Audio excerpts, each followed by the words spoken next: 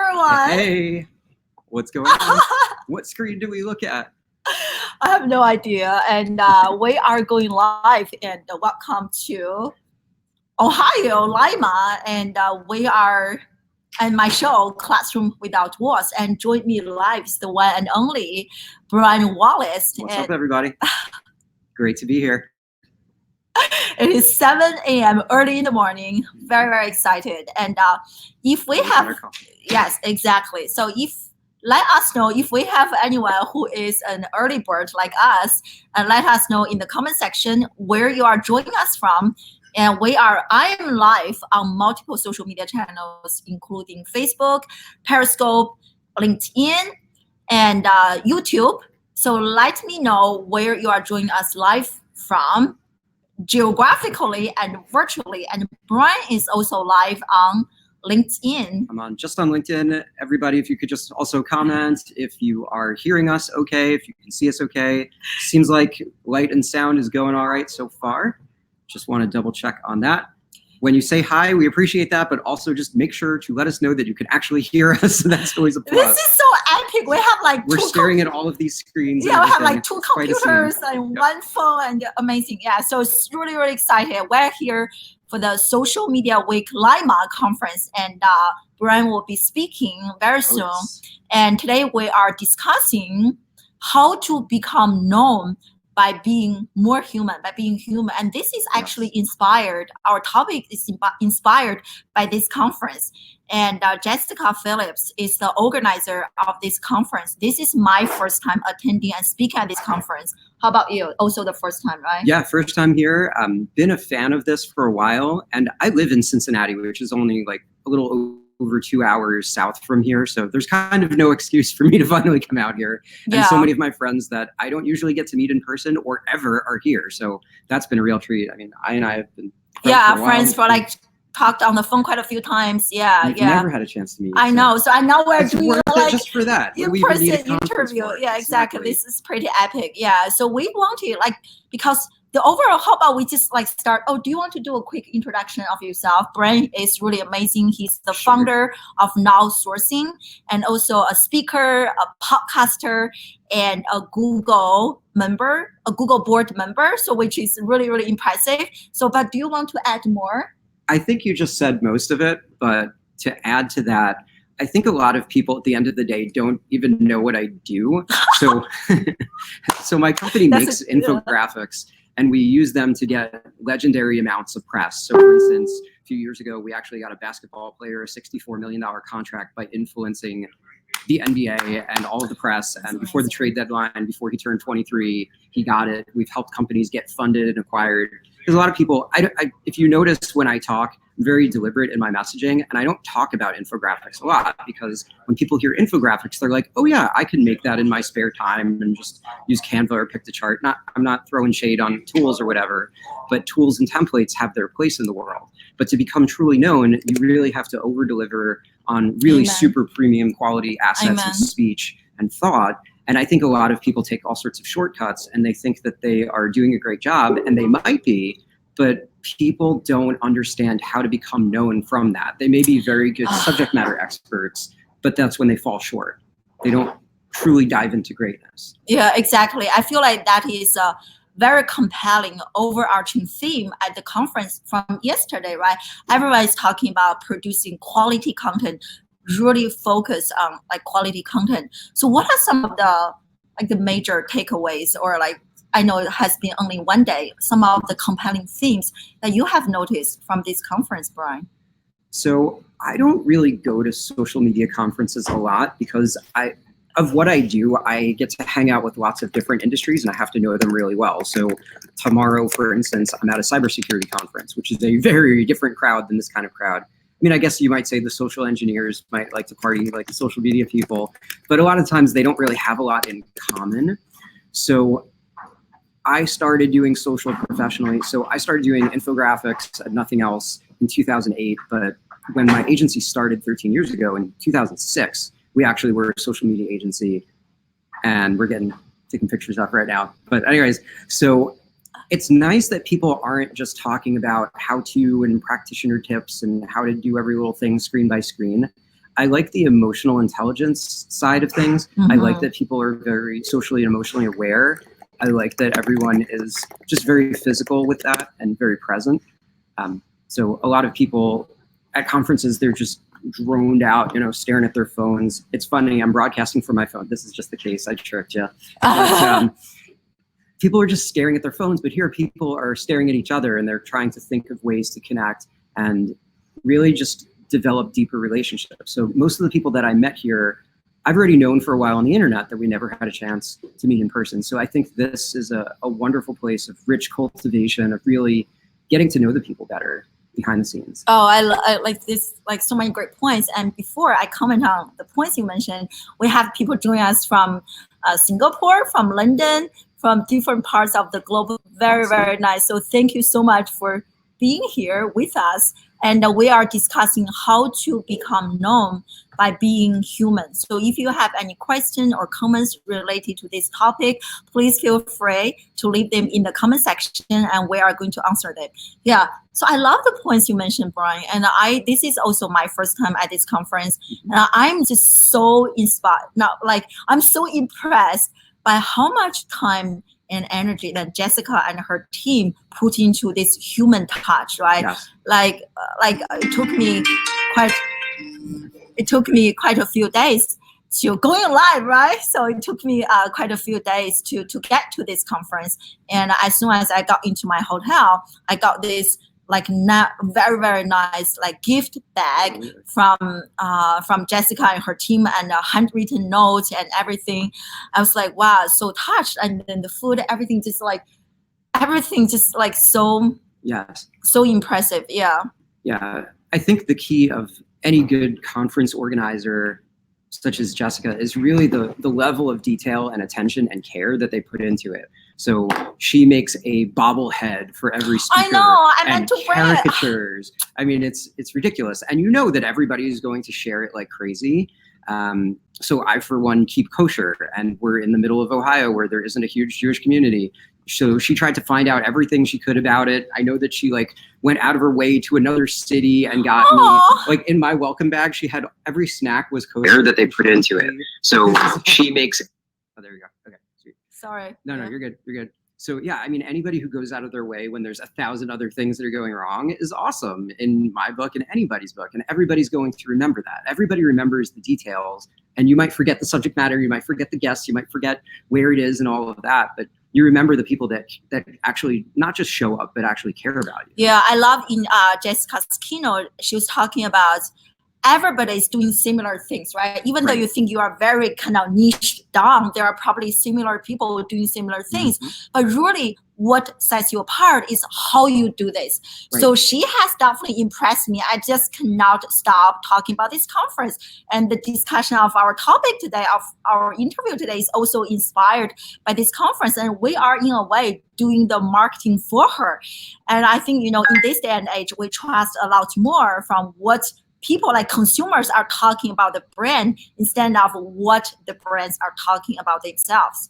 Yeah. So let's bring this back to talking about building our personal brand. I know many of my friends watching, we have Elia joining us from Nigeria. So that is pretty awesome. So thank you for, thanks, Elia. Yeah, that's amazing. Yeah. And so talking about building personal brand, because many of my friends joining us live are entrepreneurs, small business owners. So how can small businesses or solo entrepreneurs be more human and leveraging that to build a very strong personal brand? Sure. And it's a great question. And I wish people would ask it more often, because when you ask people what they do, everybody jumps immediately into the tools and they say that they're social media specialists. It's like, hello, there's 400 people here. We're all social media specialists. So let me ask you, if Daddy Moneybucks walks in the door with a suit and a bodyguard and he just has a trunk full of cash, and he's like, hello, I need to order one social media manager. Who would like to do it? And then everybody would line up, and the crazy loud people would get to the front of the room and dance and do backflips and whatever, and they'd be loud and they'd wear their signature whatevers and all that. And God love them, that's wonderful. And then the people who are a little more reserved, they might not run out there and do all of that. But how in the hell do you stand out when there's hundreds of people that basically do what you do. Yeah. And I know what you're all going to say. Well, I do Twitter better, and this one does Facebook communities better, and this one does this better, and this one does that better. But for people that don't speak that language, because they're hiring you to do it, they have no idea what the difference is between all of that. Yeah. So the trick to all of this is becoming known, right? So let's say we're talking about corporate America. Let's say we're talking about Fortune 500s. I love to tell people, if you want to get UPS as a client, go get FedEx. Because a lot of times they don't just make independent decisions in a bubble. They look to see what other people are doing in their industry. They like to take safe incremental steps. And if you are not a known entity, you're in nothing. You might be good at stuff, but you haven't proven it to people that you are safe, that you're a safe choice. Yeah. So they might go with the person that you know might not be as talented, but has some kind of following and has some kind of fame. So rather than starting with why, because everybody says that all day long and everybody's seen Simon Sinek and that's wonderful, but we need to go a little bit deeper in that. What does that mean for you? If you're showing up to this, if you're listening to this, if you're at this conference, and if you're going to be at our talks later, you already know the why. I mean, hopefully, unless you're doing something that's draining your soul and you need to get out of that, then watch this later for when you're back at that point in 6 months. But let's assume for a second that you started with why, you found your craft, you know what you like, hopefully you know how to make money with it. You should start with something more like LinkedIn, right? So I notice a lot of people that I'm friends with here, we're friends on Facebook, but we're second level connections on LinkedIn. They have 1,000 followers on there. A bobblehead for every, and they're producing nothing on there. You got to understand that for a lot of businesses that have firewalls in them, social media does not exist in their world. They're not sitting there on Twitter. They don't care about Facebook. Instagram's for their kids. Snapchat, they might be doing who knows what, but we're not talking about that right now. And all of these networks for them really don't exist in their world. Yeah, everybody's sitting here is like, why is this guy in a suit talking about stuff like this? I told you I'm crazy. But that's just part of my persona and part of just who I am in general. This is not an act. This is really me. So the thing that you got to remember that is not blocked on all of these places, whether it's the largest companies in the land or places that are kind of small businesses, LinkedIn is wide open. LinkedIn is the network of business. And you can ask speakers that are here. When you up your game on LinkedIn, everybody's like, wow, I didn't know that you were on social media and here's a bag of money. I mean, we've literally won Fortune 500 business from people that we didn't know the day before just by doing the stuff that we do on LinkedIn. That's amazing. So before we become known and we talk about the press and we talk all about that, we got to clean up our act. And we have to understand that we may be social media virtuosos, but that's only cool with everybody that's here. The rest of the world doesn't really know what that is and honestly is a little tired of it because it's not like social media is brand new. Yeah, so true. I love to comment how you mentioned, like, you know, how many companies like social media. I know I work in higher education. Many schools, they block Facebook. Of course, because they're afraid all the students are not yeah, listening exactly. to you. And, you know, originally I'm actually from China. In China, they censor all the social media platforms except LinkedIn. And WeChat.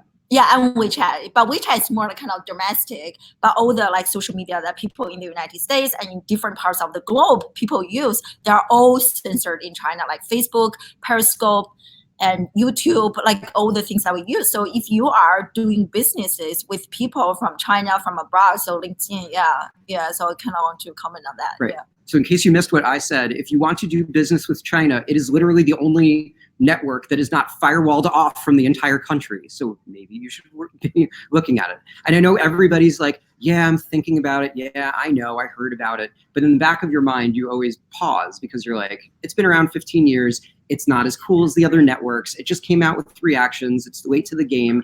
Don't listen to the media. Don't listen to what other people say. Listen to the actual results and try it. And if I may, I would go so far to say there's a 3-step formula for doing something like this that is incredibly hard to do right, but at least so you know the steps, okay? Step 1 is to make an incredible profile.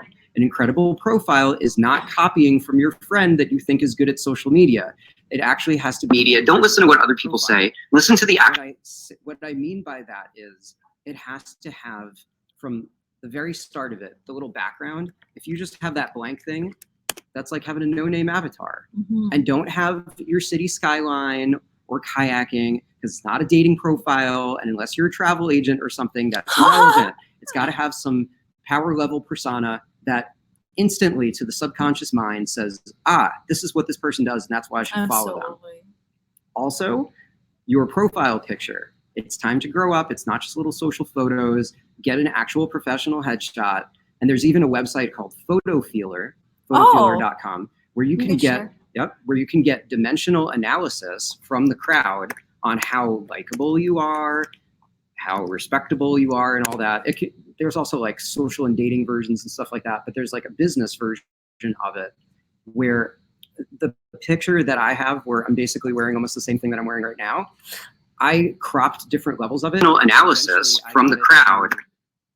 I think like the top 5% of influence on that site. So it wasn't just thought. I'm very much like intuition and all that, but sometimes I put on like my data analysis brain. So I really like to mix logic and emotion. And I'm telling you, like, just to have something that shows like actual influence, that's going to make people look at you in a different way rather than just, oh, this person's casual and doesn't really care about it.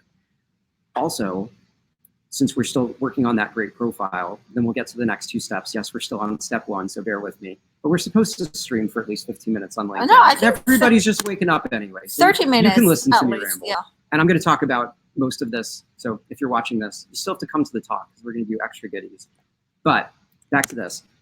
The stuff next to your name, the little byline, most people just write like, if I see one more author, speaker, coach, I'm going to kill somebody. I cannot stand that. You're an author of what? You're a speaker of what? You coach what? That's so not specific, right? So I have a friend, she writes millennial keynote speaker, and she gets booked. You know why? Because people know that she talks about and to millennials, and she does keynotes, not just speaking. What does that mean, right? So if you look at mine, I like to look at mine as a kind of like a bar of entry. So like I said before, I'm one of 12 people on the Google Small Business Advisory Council. So there's only 11 other people that can say that. So I figure that's pretty good. I've done infographics for the last decade. So I've done thousands of those. So I put that in there. I've been featured and or write in a whole bunch of cool media. So I put those things there. So anything that really can capture, everybody's an elevator pitch, but how about this? What if this line was the trying to get in the elevator pitch? So as the elevator is closing, what are you going to shout at the people that are in the elevator to hold it for you to even let you in the door? Because why should people trust you with a second, right? So that being said, that has to be awesome. And last, but certainly not least, is that about profile section. So if you're going to write in the third person and you're going to keyword spam a bunch of garbage, you forgot to be human, just like all the other social channels. LinkedIn's just as human as everything else. So I would implore you to take a look at my profile and look at what I have in there, because it tells you, if you click on every link and you read every word, it's about 2 hours of my life that you're going to know everything about the personal and professional journey of Brian, everything about why Brian is as crazy as he is today, everywhere I've lived, hardships that I've overcome, and examples of work, links to podcasts, case studies, clients, all these different things. And I have had people literally book time and make meetings and eventually win business straight off of people that I didn't even hear about before that are reading this. Yeah. Okay, so that's step 1, have a good profile. Step 2, which I kind of built into that a little bit, is just being clear about what you do. Because if you say that you do everything, you kind of do nothing to people. In English, people have a 3-second memory pattern buffer. If you can't say something really quick that sticks with people, right? So if you ask most people around here, I'm the infographic guy, or I'm the press guy, or I'm really good at connecting, or I really care about people and I try to help them no matter what. Yes, that's more than 3 seconds, but I've carved out like little different things that all connect in different facets. So I guess if you build that first piece, number 2 will follow. But if you're not already like super really set on and being good at something, that's going to be a struggle for you. And it will be difficult for you to move forward on this. Yeah. And then third, and this is where most people start, is to create content. And you're like, okay, Brian, I know, yeah, it's a social network. Of course you create content.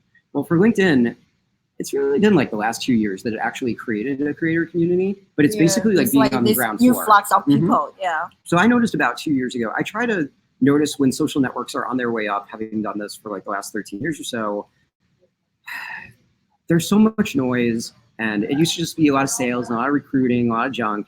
But then out of nowhere, they just turned it up. Microsoft bought them, and they've just been letting it loose. So like Facebook and all these places where you post content, and they strangle you to death, that's no fun, right? So you make content and then you have to pay for every user and all that. It doesn't make any sense to me. So on a network like this, I noticed about 2 years ago, I started going viral like crazy. I remember one of the first posts when I started talking about just explaining how LinkedIn was making the dramatic change from being a boring place that only sales people and doing all that we're trying to do, going into a more creator community. My first post hit almost 1 million organic views without paying a penny. And even now, I mean, I still regularly hit thousands, tens of thousands, hundreds of thousands. And creating content within LinkedIn is quite different from a lot of other social networks. There's a lot of different content format types that people aren't aware about. So for instance, not just video, but you can do image collages. People don't think you can only do that on Instagram. You can do that on here. But the one tip that I would say there that a lot of people don't know because it's a new feature is document sharing. So if you have a high value PDF, this is where it's amazing because lots of people can go viral, hundreds of thousands, going viral, and creating content within LinkedIn is quite different from a lot of other social networks. There we go. Yep. So if you have something that's viral and on signal and message and on point, it's amazing. So if I, let's say, document share a powerful infographic that I know is going to go nuts. I mean, right when I got here to Social Media Lima, I put up an infographic we did about like how to do networking properly, because everybody thinks networking is a bad word. It probably already has about 30,000 views, and it's just going nuts on its own, and it's not even new. So I think document sharing is a great way to put that out there. Yeah. And don't feel the need or pressure to post daily. Yeah. I mean, I know people like Seth Godin, who I know we both love and respect. Seth barely does social at all. And when he does a blog post, he says that he like trashes like 20 posts for every one post that goes live. So you think there's all these awesome content creators out there, but all of us are not at our elite 100% every day, every time. So I like to say nobody pays me to dance on social.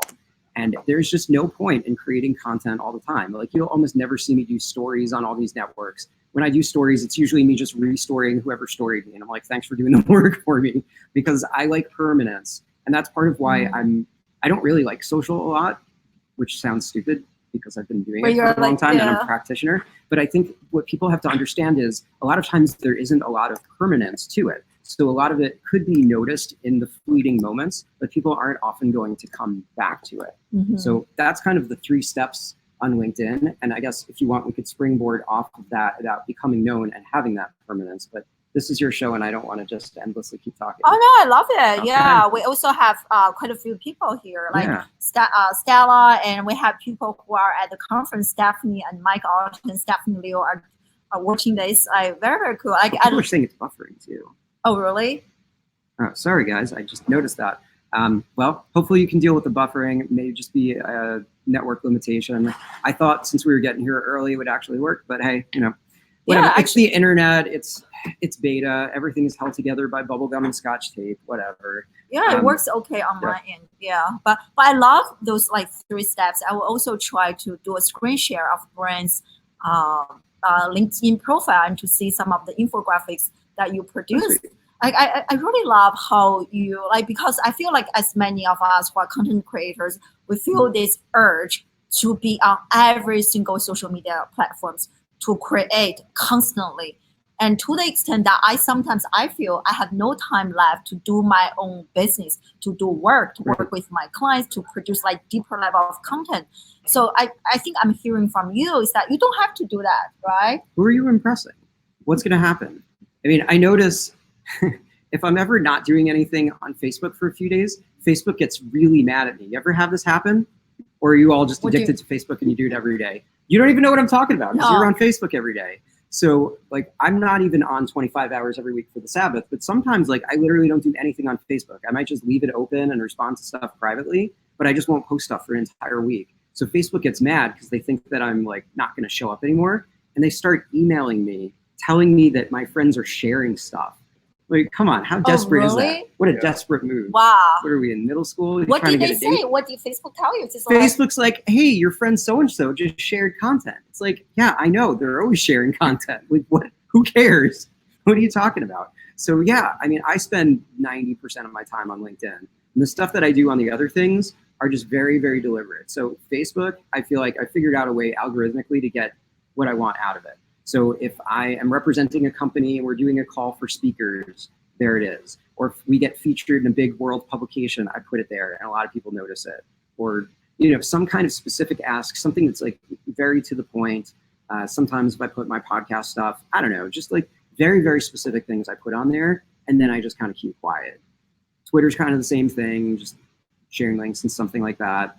I still do a lot of Twitter chats. So like one of the things I do for Google, we actually do a partnership with the Small Business Association in America. So yeah, like I'll get loud every now and then in that, but I keep pretty quiet. Instagram sometimes. There it is. Or if we get featured in a big world publication, I put it there, and a lot of people notice it. Or throw me in social media jail, whatever. I'm gonna just keep making money on LinkedIn and stay in my lane. And even though we're talking about social media is one very small piece of the broader internet that largely doesn't even matter, right? Because if we're talking about getting known and we're trying to stand out from all these other social media people, if you're all tweeting, the other person might have more eloquent words and cooler pictures and better lighting and cooler equipment and all that, but everybody just looks at all of us like we're the same old thing. Yeah. So what are you going to do? So true. Yeah. And then like so many of us, we got so obsessed with the vanity metrics, right? Right. Like how many views and not even engagement. I love how at the conference, Jessica Phillips, she's talking about stop counting likes, start counting conversations. I was like, wow, that is so true. And even if you go one step further, it's like how many of the conversations can be actually converted into paying customers.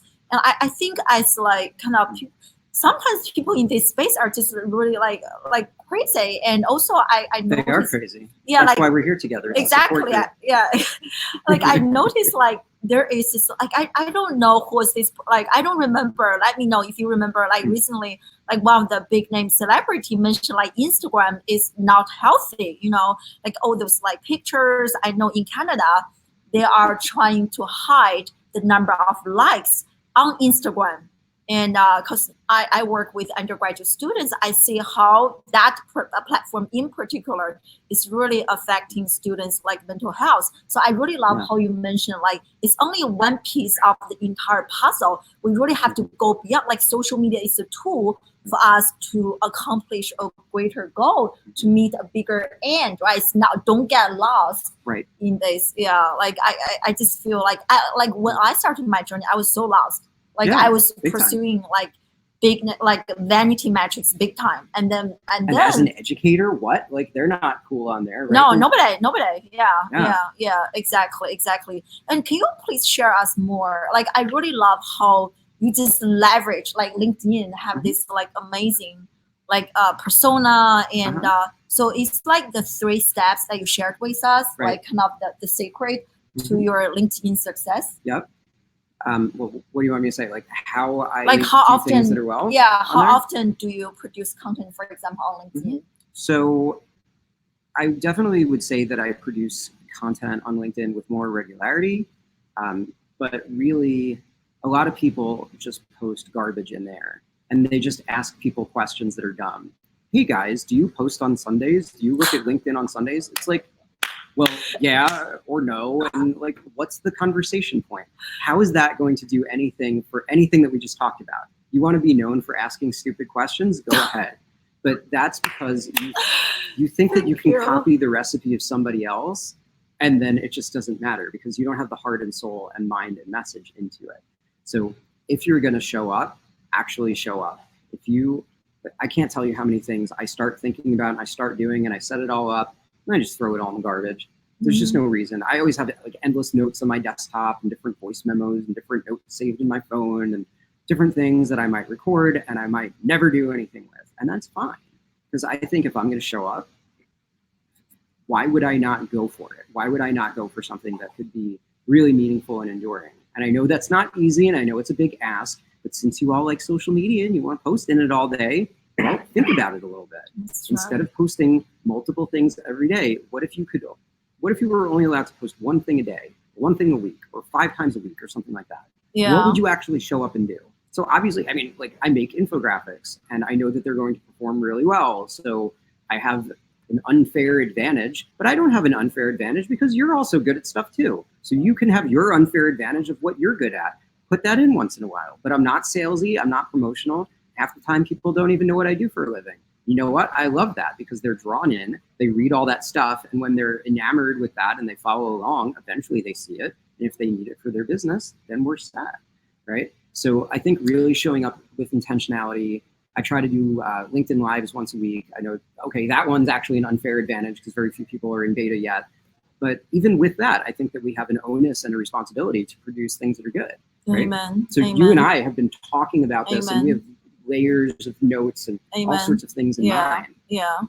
But like for me, like my personal brand has grown a lot like last year or two. And people ask me, what's your secret? I was like, I really just prioritize producing quality content. If I have to put something on the internet, I want to make sure it is good, like a meaningful conversation. Otherwise, I really suffer from like social media notification. I have notification phobia. This is too much noise, too much content. I feel like each of us plays a huge role. Like it is our responsibility to produce, especially content creators, to produce quality content. Absolutely. Yeah. Like what if that was the one thing that people ever saw about you? And then they click on it and they're like, oh, that's all they have to say? Exactly. And even like at the conference, I don't know who talked about this, like our attention span is not short. It's only short for crappy content. That was Brian Fanzo. Brian Fanzo. So if the content is good, like people want to, right? All of us, we watch movies, and even this show, like you guys have been staying with us for the past like 40 minutes already. Right. Like if the content is of value, people want to stay. They want to learn. They want to hear you speak. But if it's crappy, like yes, attention span is very short, 3 or 2 seconds. Yeah. So let's transition, trying to wrap up here to you are about to speak on stage today in a few hours. So tell us more about what you are going to talk about, Brian. Sure. So I think I'm doing a lightning talk, which is going to be a short talk, which is talking about what I'm talking, how meta is that. And then there's going to be a table talk with other people who are also doing table talks. And I think that goes for about half an hour with half an hour of questions. So not to ruin it, but I'll dive into it a little bit. So just like what we talked about here, in a sea of social media specialists, how in the world do you stand out? We already talked through LinkedIn, so you guys already know that part. But how to be known out there. If you do a Google News search for yourself or your brand, if nothing ever shows up or it's just a bunch of crappy press releases, you ain't nothing out there for the greater internet world of how to find you. Yeah. Right?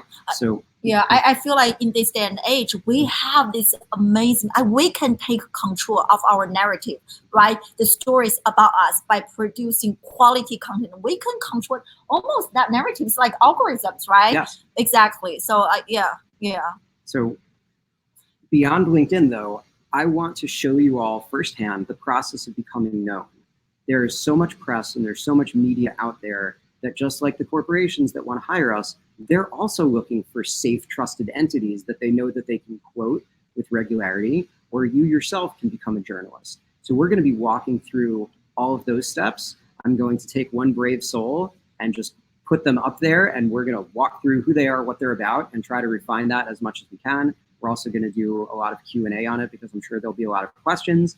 And as a special bonus, everybody who shows up is actually going to be in the press because I'm covering this for the press. So that's pretty irresistible, and who the heck doesn't want that? Because I'm sure almost everyone here is not in the press ever, right? So like, how many of you have been featured in the press or go viral?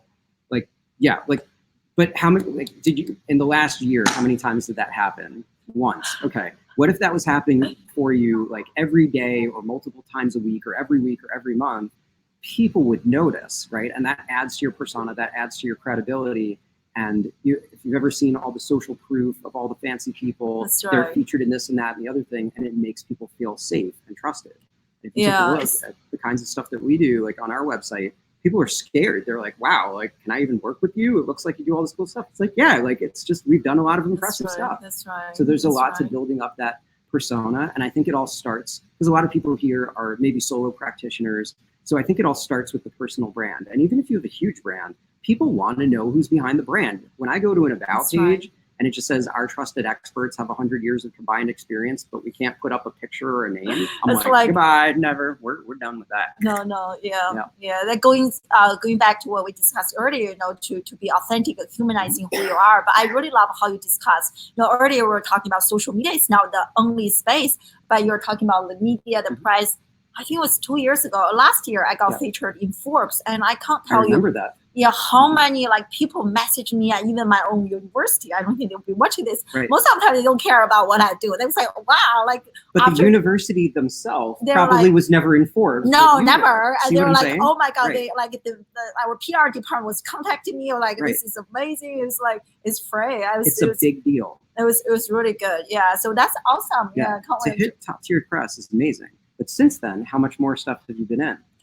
I cannot. Yeah, like also I'm entrepreneur. Not trying to give you a slight or something, but I'm saying like practically speaking. So you hit Forbes 2 years ago. Yeah. From then to now, how much press have you been in? Not like, social stuff. Yeah, like quite a few, like big name. Like how many?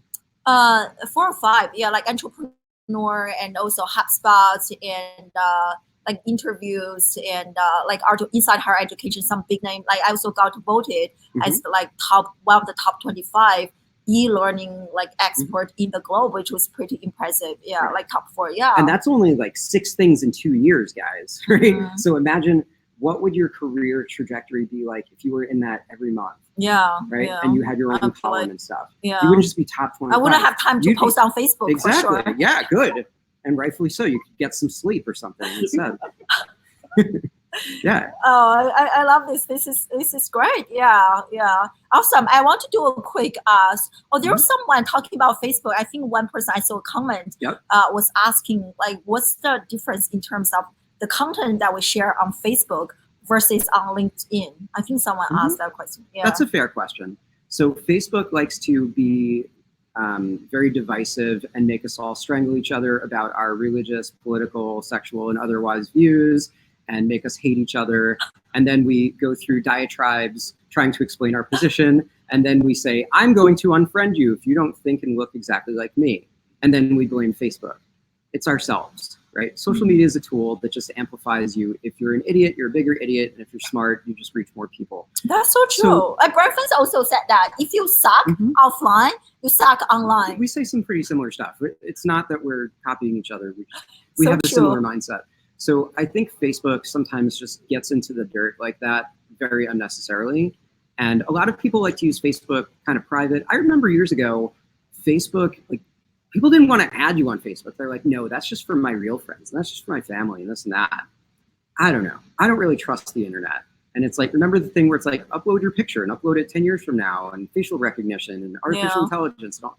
I don't think everybody's like on our best interest. Like I like Facebook, but at the same time, I don't always love it. Yeah. I still use it, but LinkedIn, I feel like is much more of a positive, uplifting, and supportive community.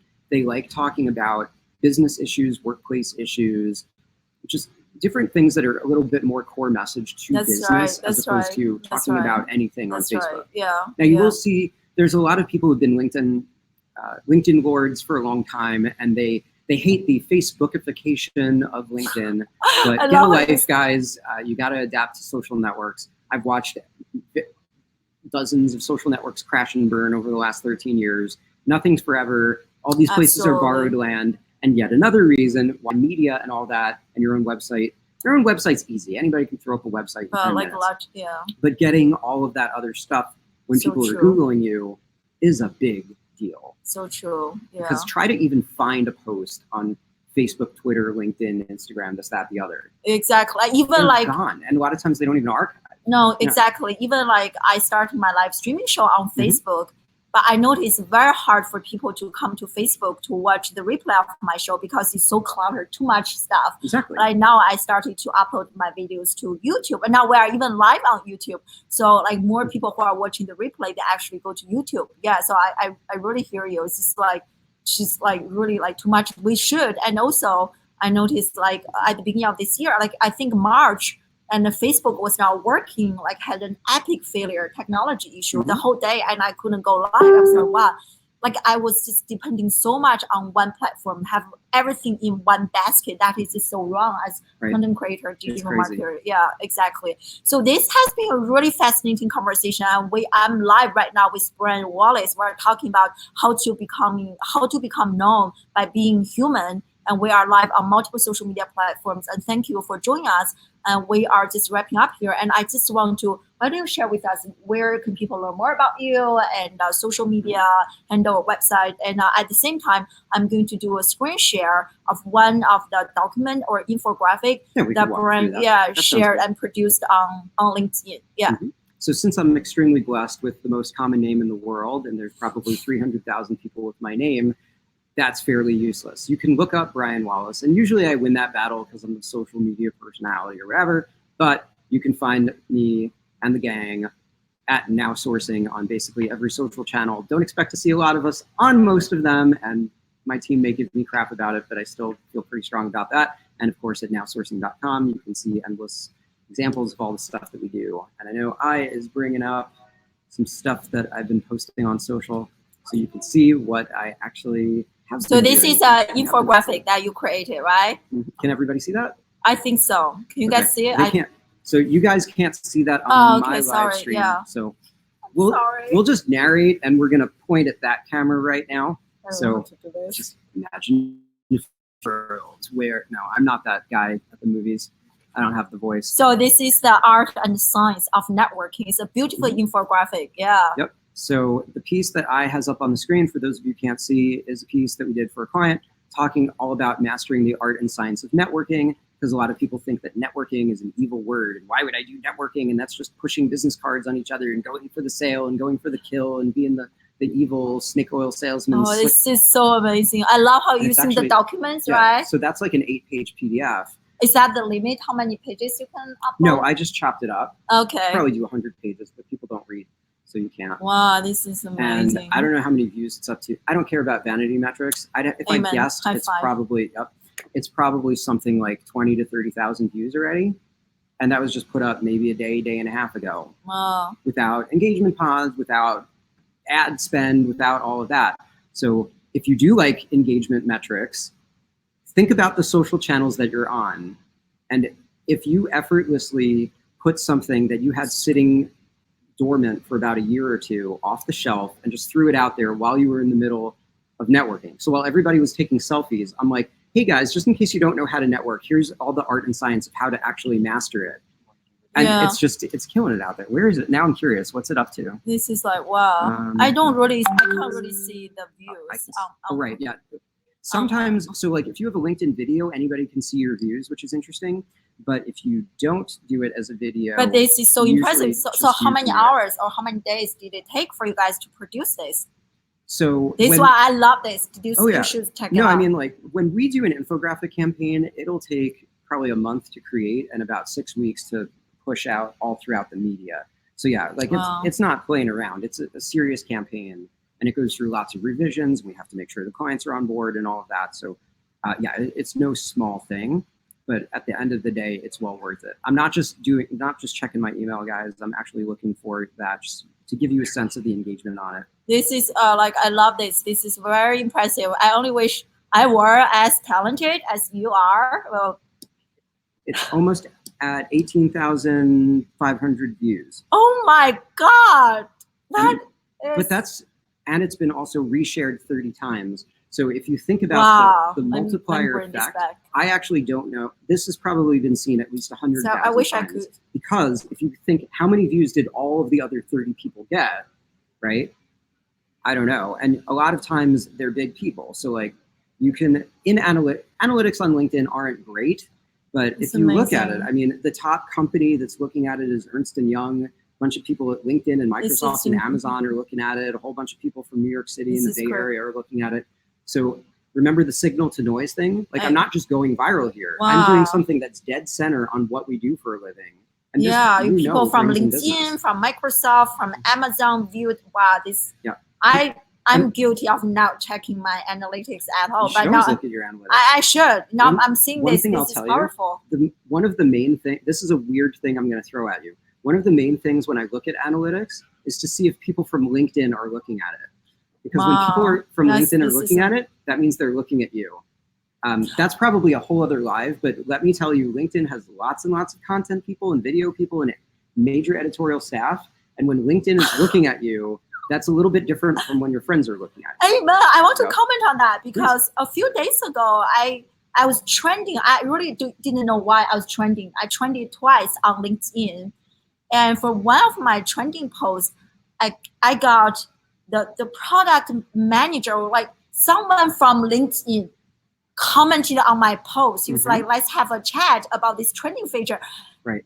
I was like, oh my God, I couldn't believe it. I was like, is this person really from LinkedIn? So I went back to his LinkedIn. He is actually from LinkedIn. I was like, wow. LinkedIn is a very impressive company. I was like, I'm really impressed. Not just tech people. Do you ever had conversations like that? Someone from LinkedIn actually commented and engaged in any type of conversation with you? I'm going to carefully word this because I know who's watching. So I have lots of conversations with LinkedIn, and you can see a lot of them publicly documented because I've gone live at LinkedIn's East Coast headquarters in New York City, and I regularly try to have meetings with people at LinkedIn. This is so amazing. Things. Yeah. And to your point about trending, I think your trending thing happened as one of two things, which I think would be good for the audience's benefit. I can't wait to learn. So one thing is the editors picked up a long form publisher story, if you did it that way, because they've a major editorial staff that includes you with like daily rundown updates and Alexa flash briefings and all that. The other thing that you could have gone trending in is the hashtags. So the long form content stuff used to be something called LinkedIn Pulse, and you had all these different categories and it would go massively viral. That's right. Those were great. That's dead. So don't worry about that anymore. Yeah. I mean, it sort of exists, but you're not going to get picked up in the same way. Yeah. So an editor can pick your story to be featured in different things, but hashtags are really interesting. I'm actually working on an analytical post where I started looking at every hashtag that had over 1 million followers. And I'll tell you, there are hashtags that have 20, 30, 40, 50 million followers. Wow. So sometimes you just put hashtag whatever because your friends do it, or you just do hashtags because that's what you do. It's social, yay, right? And there is a difference of just a couple of letters. It could be like 500 people following it or 50 million people following it. Yeah. So if you go trending in something that 50 million people across the world are following, that's another way that you could have gone trending. So without knowing the context, I would imagine that's one of the two things that happened for you. Yeah. And then there's just stuff that can trend and go viral regardless. Yeah. I love, hey, Lucille, thank you for joining us. She's talking about Facebook. She said that for local businesses, Facebook can be very effective and they offer useful analytics, and then do it, right? So I think what we need to learn from social media, like everyone is different. We all serve different demographics. I think we have to do what works for us, right? This journey we were talking about is like unlearn and relearn, do what works for you. Just because everyone is doing it doesn't mean you have to do it. You have to really look at your own numbers and what works for you. But I still disagree with what she's saying. I don't think that Facebook is on your side, whether you're a small business or a large business, because Facebook wants your wallet, right? You show, like the screen says, welcome to Facebook, please give me your wallet. You can have it back once I take everything out of it. So with all due respect, Lucille, do you have a huge engaged community that's regularly buying from you on there? I don't think so. I think that you have to fight tooth and nail to get anything noticed in an organic reach. And most of the way that you're going to have success there is Facebook ads. Listen, if you want to do that, great. All power to you. But the stuff that we preach philosophically is organic reach and lift and press and all of those things. So I think that you have a choice to make in this world. You can make truly remarkable content and figure out how to amp up that persona, or make regular content and throw a bunch of ads at it. I guess in a perfect world, you marry the both and you make incredible content, and then I guess you could also amplify it. But no, I don't actually think that for local businesses, Facebook is so great. I just don't. And please feel free to fight back. But yeah, I would love to hear. We could fight to the death for this for about an hour. Yeah, but like as you can see, like Brian, he loves LinkedIn for sure. Yeah. Like I'm curious, Lucille, but we do need to wrap up here. The conference is about starting. This guy has to speak. I'm sorry about the buffering, guys. I know. Yeah, I'm curious, Lucille. Like, are you really active on LinkedIn? Like, how active are you? And then like just like experiment with things and to see which platform is generating. Yeah, like but for you, I'm so impressed. It's everything organically and generating that many like views and engagement, and how many that infographic I shared earlier, almost like 20K. Views, and how many shares, like that's like the engagement people are commenting, and you have the right relevant audience, right? Like that's a key. And it's like impressive. 30 people 30 shares. Yeah. This is awesome. Like Brian will come back to my show sometime in September. I can't wait to maybe just dive in to talk about LinkedIn, discuss more. Yeah. But thank you so much. This is a really amazing and lovely conversation. Pleasure and long time in the making. I know. And thank you so much for joining us, everyone, on multiple social media platforms. And my name's I'm the founder of Classroom Without Walls. And I go live normally every Wednesday at 5 p.m. Eastern time. But this time today because of the conference. Yeah.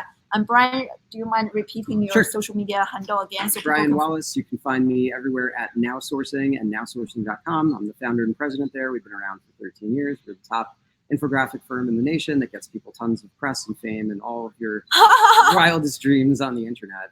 I'm not as regimented as with my LinkedIn lives. I like to be very methodical about what I want to do. Maybe one day I'll get an actual schedule.